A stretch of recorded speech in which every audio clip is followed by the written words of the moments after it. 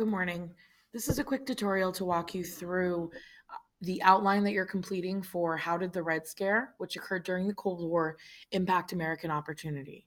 As you've been completing the essay outline, this tutorial is just a reaffirmation or a formative step to help you if you are struggling with any sections.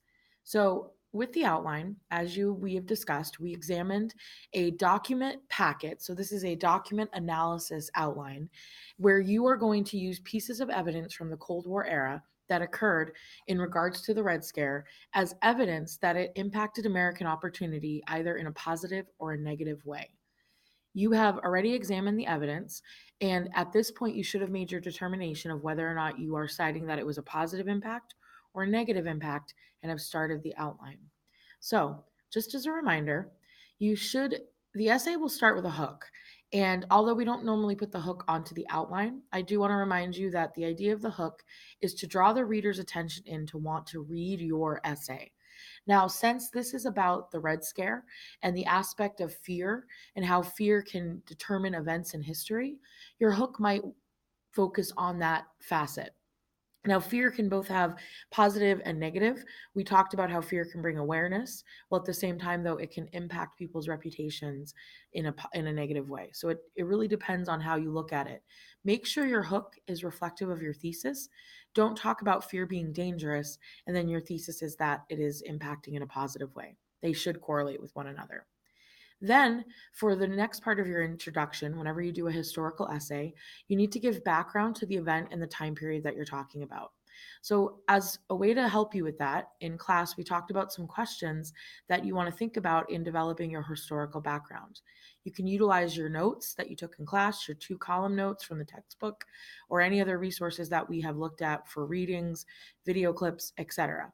But the 3 big questions that you should answer before you address your thesis is what caused the Cold War to escalate between America and the Soviet Union? This would be in the aftermath of World War II. Why did the two sides start to argue with one another? What were the ideological differences that led these two sides to divert paths? And this will probably be summed up in 3 to 4 sentences. Then you should list the events that heightened the tensions between the two sides that eventually leads us to the Red Scare. This would be the aspect of the fear of communism kind of growing. And I shouldn't just say the two sides because you also want to focus on downfall of China, the Korean War, bombing, all of those, and kind of list them as events that heightened the tensions that will lead America into this kind of frenzy of how are we going to fight the communist threat. We made a list of these events in class as a preparation for getting ready for the essay, so I would encourage you refer to that list.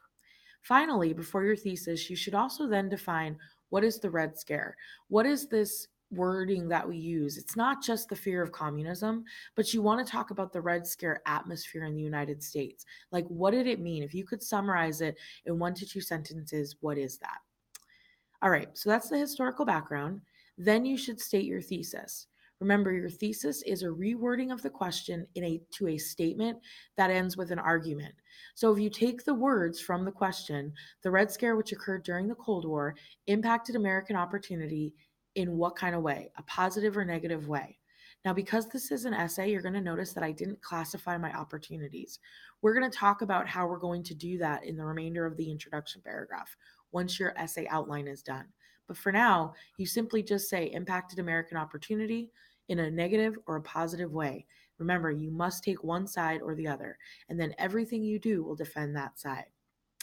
All right, so once your introduction section is done, you're going to complete 6 spec sets. There are 6 documents in your packet, and each of them needs to be analyzed in regards to this essay. So, as an example to get you ready, the place that I would always start, and no matter what, is always starting most of the time. I'm going to say 99% of the time, start with the specific example. So, in your packet, one of the documents looks at the political cartoon created by Herb Bloch in 1947. And so, simply for your specs, you're going to describe the cartoon in detail. Now, this is really important. The description of the cartoon should give the reader a visual understanding of what the cartoon showed without having a picture to show them. So, this will require multiple sentences to first explain what you see in the cartoon and then explain its overall message. And we purposely did this as part of the document analysis so that you could complete the specs successfully. Then you're going to cite it as doc and then whatever the letter for that particular document is.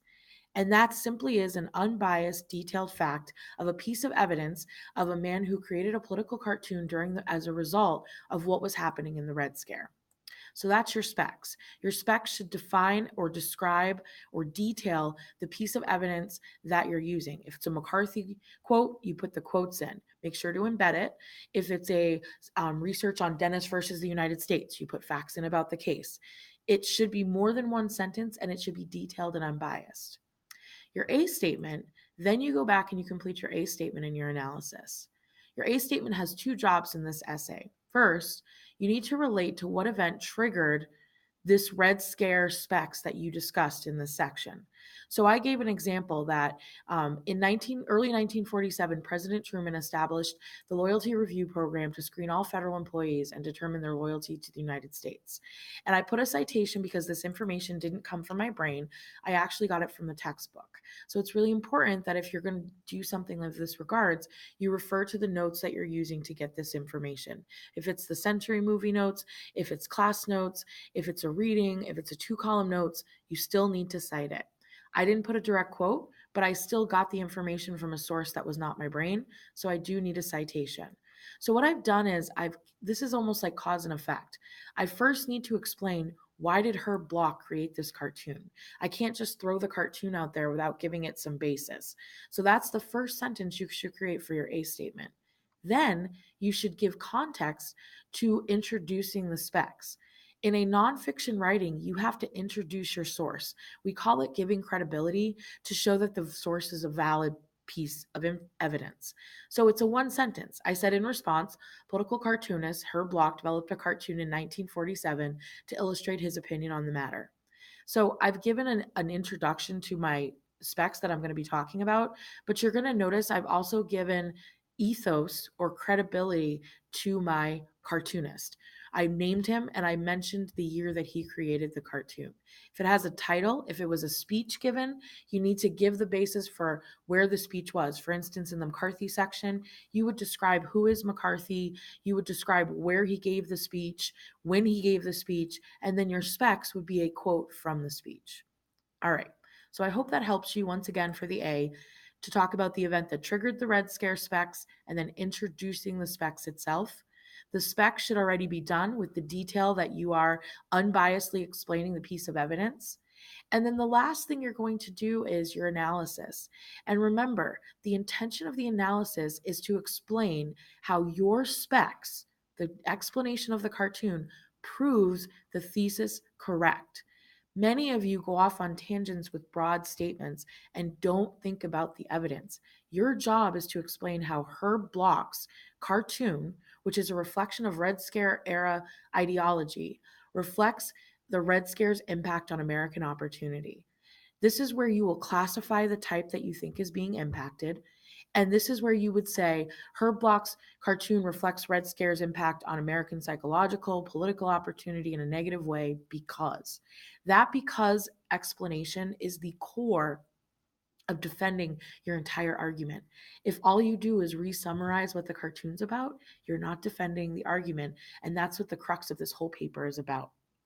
So please make sure you ask yourself, have you clearly explained how the opportunity was impacted in either a positive or negative way with a because that comes from your brain? And that should be done for each of the sections. So finally, on the outline, there is a closing section that says A, B, and C. For the closing, the first thing that you should do is restate the main idea of the thesis. This is not repeating the thesis word for word, but taking the main idea and a simple statement and saying overall, the impact of Red Scare, whatever, on American populace was not a positive thing. Restating the main idea or flip flop saying that it was positive. Then you're going to restate the types of opportunities that you discussed in the essay. So you want to go back through, skim back through, and discuss each of the types that the political opportunities for Americans' reputations. You want to mention the actual types of opportunity. And then finally, you want to offer a closing thought that does not introduce a new argument about the Red Scare, but that reflects on the Red Scare as a whole. Um, and the idea is you're trying to draw everything about what this era represents within the context of what your argument is. I would say this one is abstract. It can be a question, a pondering thought. Be careful, though, that you don't introduce new argument into something that would counter everything that you've done. The closing thought is not meant to start a new essay. It's meant to draw all of this to a close, almost like your hook, where your hook draws us in. The closing thought kind of leaves us at a place where we feel comfortable with the end of your essay. All right. So I hope that helps. Once again, this tutorial is kind of walking you through the aspects of the essay. As always, if you have any further questions, please don't hesitate to ask.